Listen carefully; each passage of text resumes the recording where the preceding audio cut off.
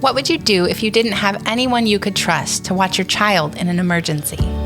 This is a crisis that sometimes leads families onto the road to foster care. Can we keep kids out of foster care? How can the church be the church to families in crisis? We'll hear about this and a whole lot more on today's episode of Here at Home.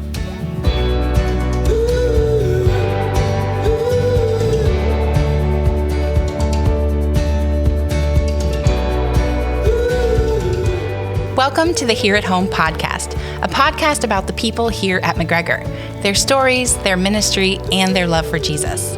My name is Danielle Flood, your host for the Here at Home podcast, and this is our first episode of season 4.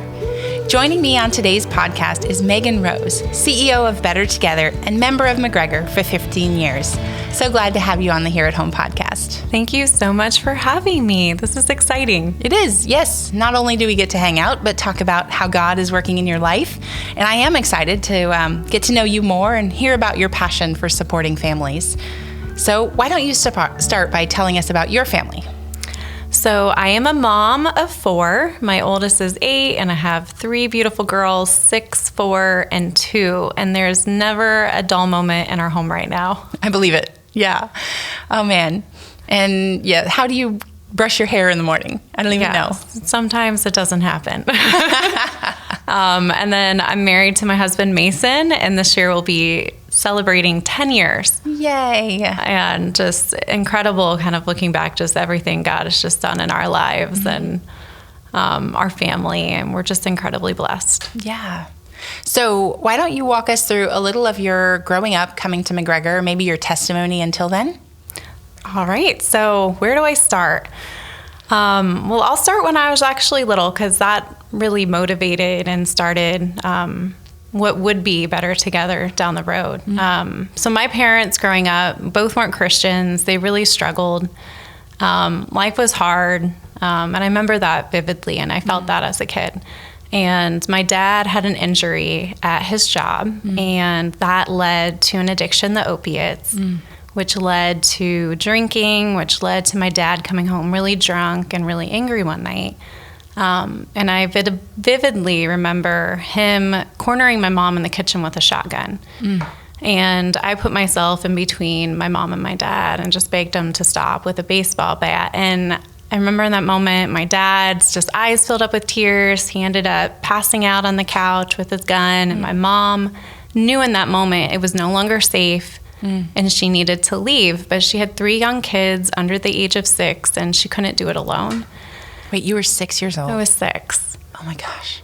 And I remember it like yesterday. The Smith family, my mom connected to a local church, and the Smith family, they took us in.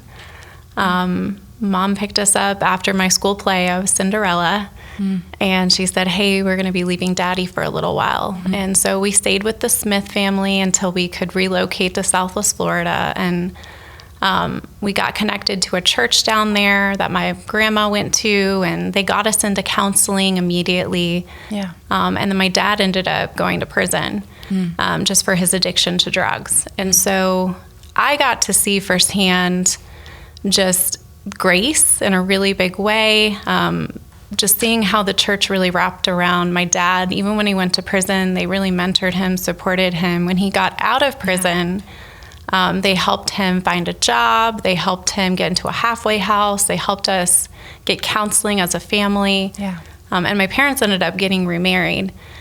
Wow. And so I got to see like redemption in just a really beautiful way. And so that's when I came to know the Lord. As my dad came to know the Lord in prison, my mom came to know the Lord after that situation, the relationship she built. Yeah. And then I came to know the Lord as a teenager. Yeah. And it was just through this just series of just planting seeds in my life and just seeing God's love in such a real way. And so that really impacted me to where I wanted to work with children and families and just felt like that was God's calling. So that's when I got into child welfare and started working as a child welfare caseworker and started to get to know these kids and families and just saw so much brokenness. Yeah. And it was so reactive. seeing what these kids have gone through, and a lot of them experiencing abuse in foster care when they had already been abused and removed from their families. Just really started to stir in my heart, there's got to be a different way. Okay. And so that led to you meeting some other people and getting connected and kind of starting Better Together here in Southwest Florida. How did that start? So I was 7 months pregnant. It didn't make any sense with my first son. And just, when God calls you to do something, there's that obedience. And I can't even explain it.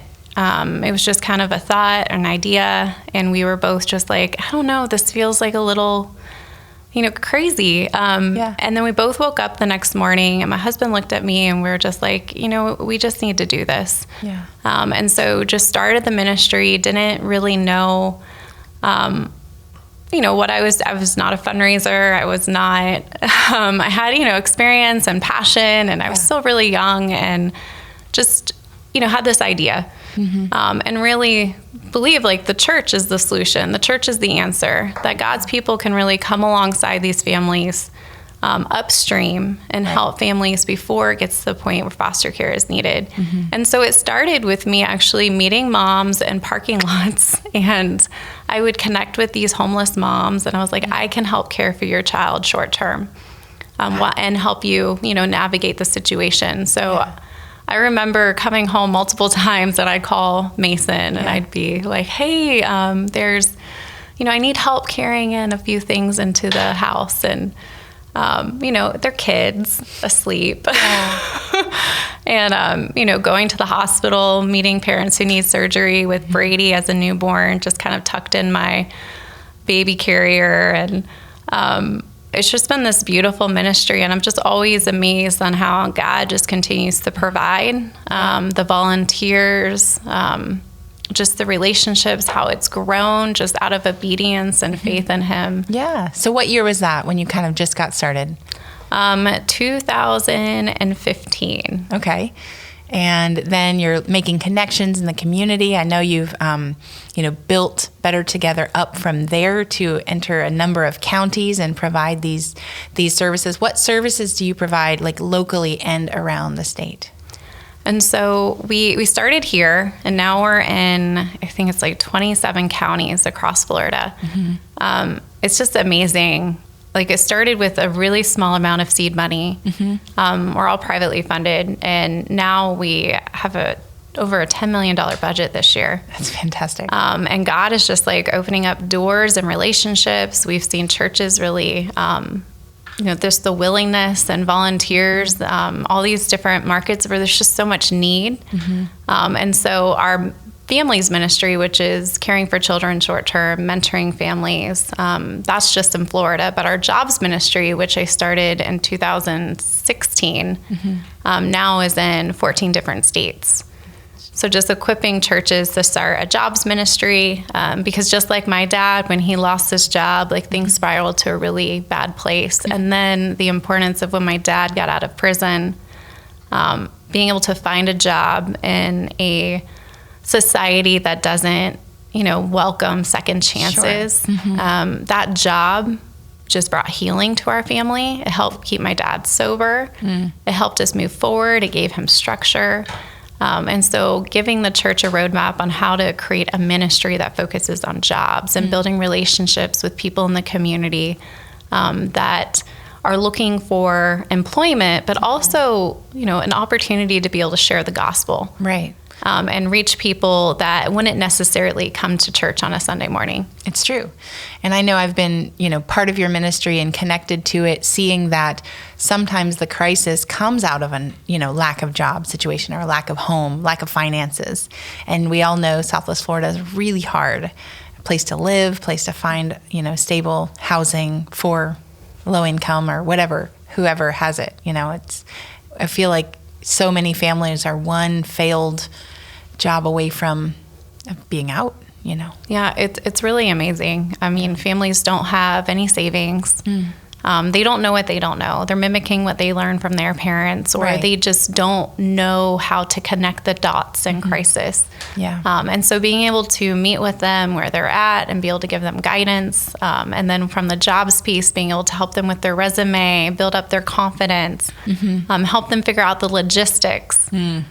Because we have families that I want to do this, but it's like your childcare isn't there, and Right. we got to figure out transportation and let's start here, and then you can that creates other opportunities. Right. Right.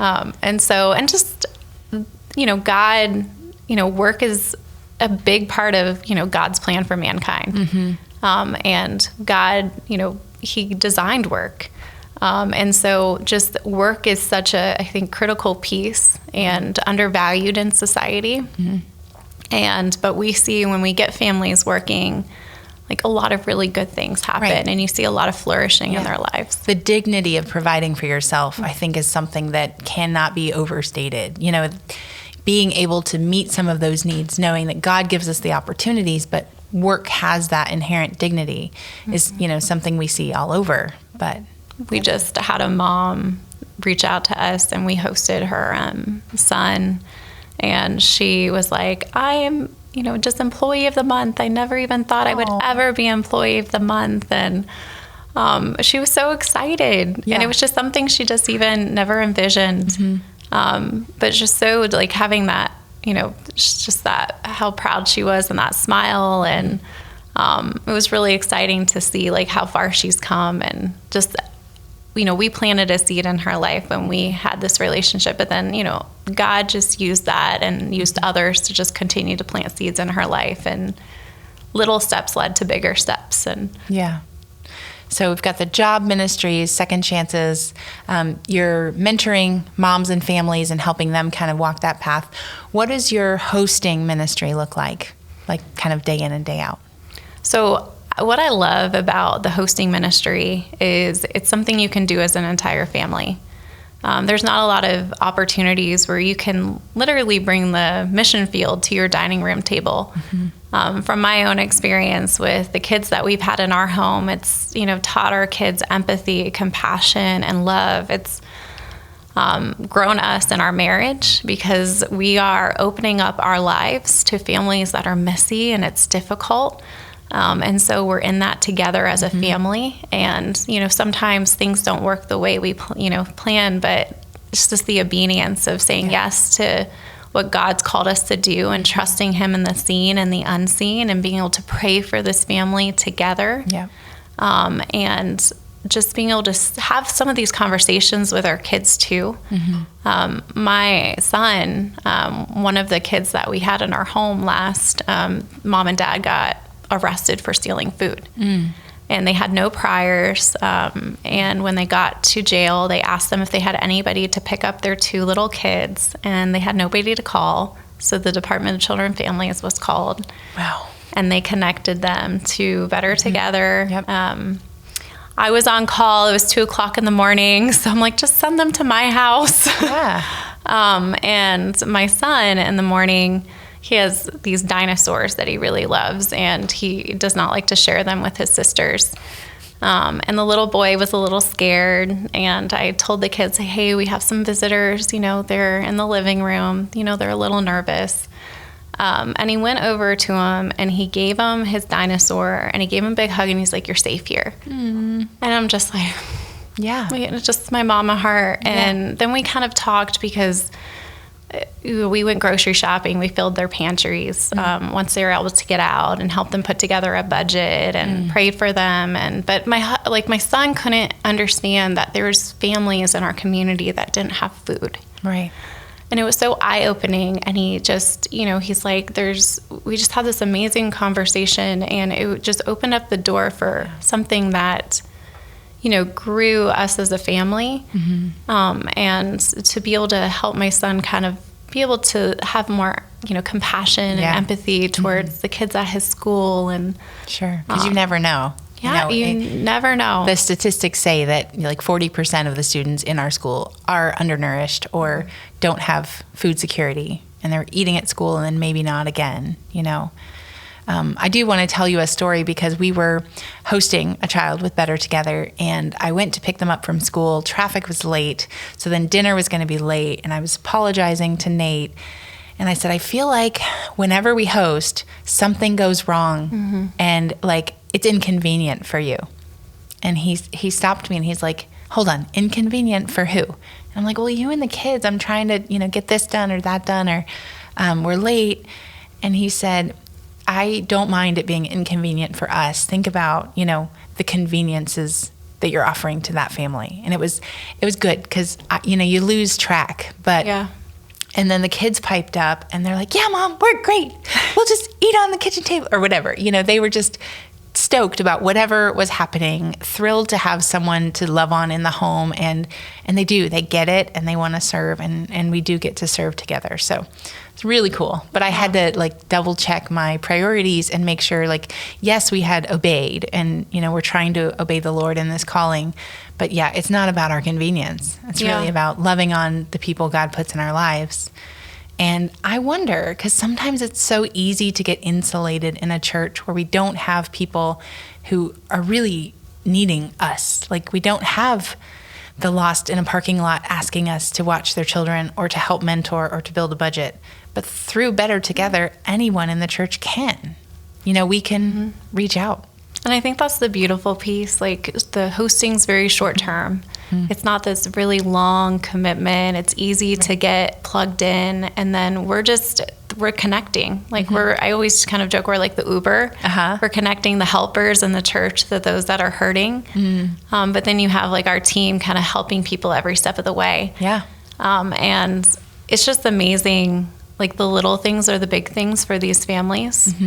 And the little acts of kindness, because families are volunteering, they're not being paid. Often families are like, what's the catch? Or, why would they do that? Yeah, why? And that's such an amazing segue to be able to share the gospel and share, the why. And that's, what God's called us to do. And not very often you get those opportunities. Yeah. And then it's just I just think a picture of the gospel too with grace. These families are messy, and most of the time they try to push you away, and that conditional I still love you, I still care about you. A lot of them have never experienced that in their lives. Yeah. And you call this biblical hospitality. So you've described it a little bit, but what does that mean to you? So biblical hospitality means to love a stranger. But to me, a lot of people might think hospitality, Martha Stewart, sure. Before she went to jail. But just, having people in your home. But historically, it was inviting strangers into your home. And that's what we're asking people to do, is to take these children and invite them into their home. And we're asking families to really draw their family circles a little bit bigger, and allow these families to be a part of their family, an extension of their family. And so I think if everyone in the church, and we believe this at Better Together, a body of believers, if we would practice biblical hospitality in different ways, the job coaching, the mentorship, the caring for children, we could change the world. Because those little things, and those connections and those opportunities to share our faith, and that's where you would see just revival, and it's just an amazing. I don't know. I think about it, and I just think of what we've seen in just a very short time through this ministry. Over 9,000 children cared for, and the growth and the volunteers and the churches and families finding jobs. And we get to hear the stories of families we helped 8 years ago. And it's just incredible. And we're just tapping into a small part of the church. It's if more people from the church would say yes and inconvenience themselves just a little bit, but the impact on these families and these children, because even these children, when they're in your home and you're getting to pray with them every night and bring them to church on Sundays, and they get to see a healthy mom and dad, no yelling, because a lot of these kids come from chaos and situations that are just not, it's, just not what God designed for family. And you just don't know the impact that's going to have in those kids growing up. And Sure. So, how can we get involved? What are some ways that church members can partner with Better Together? So we are always in need of more host families, and that need is just ever growing. And our kids come in all different sizes, sibling groups, and time frames. Yeah, and let me cut in because I have a full-time job, and so does Nate. So we can't do the babies or young children who don't have childcare. But you guys have made it possible that weekend options or kids who need just a couple days or those that have childcare are people that we can host. So awesome, any walk of life, any opportunity. But if you're home too, that would be such a need. Yeah, and the nice thing is it's easy to get approved, and then you can kind of get to know these are situations, and we get to know your family and figure out what works for your family. Right. And you can take a time out, and you can respond as you see needs of what, makes sense for your family. But, short term, it could be 48 hours, it could be up to 90 days. Mentors, that's a huge need. Just walking alongside isolated families. We're looking for job coaches. If you have an experience where, you're retired and you're, those skill sets that you have and that experience is just invaluable for other families. And so to be able to spend time and help them find a job or work with their budget, or build their resume or just even build their confidence. And then resource, like our volunteer families aren't paid. So to be able to, drop off a meal, diapers, wipes, car seats, all of those things are just so appreciated. We're grateful for those things. They're needed. And I know, and I'm sure you have experience too, like as a host family, if someone's like, I'm bringing you dinner, like that's such a blessing. Absolutely. And then being able to have some of the needs so those supplies go back to the families or you're not having to have that financial burden. So it's amazing to see the community come together. And I think that's the beautiful part about this ministry is there's an opportunity for everybody to serve in different ways and different capacities. Awesome. And so what's the first step? So just going to our website and you click on learn more, and then our team member would reach out, Kaylee, who goes to McGregor as well. But just we'll connect with you and give you more information and share. And then we have a one-time training, and it's just really easy and simple. Yeah, that's awesome. Well, thanks, Megan, for talking with me today. Is there any last thing you want to say to our McGregor family? No, I'm just so thankful to be here, and I'm just so grateful for our church family. Awesome. Well, that wraps up this episode of Here at Home. Thank you, listeners, for being part of the Here at Home podcast community. If you haven't subscribed yet to this podcast, please take a moment to click that button. Thanks for listening, and we'll see you in 2 weeks here at home.